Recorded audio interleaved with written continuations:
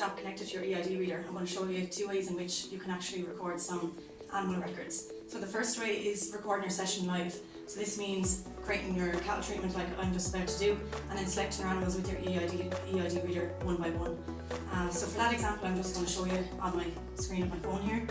So if I go to cattle treatment, and I select from the remedy cabinet, and dicoxin in this case, select next,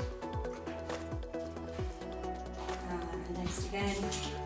And now you can see from my home screen that the Bluetooth is still connected. So now I'm going to select my animals one by one.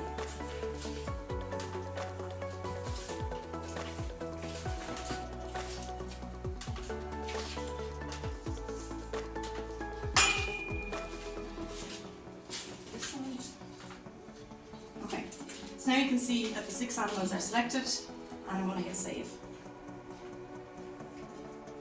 So that's the very first way you can use your EID reader to record some treatments in Herdwatch.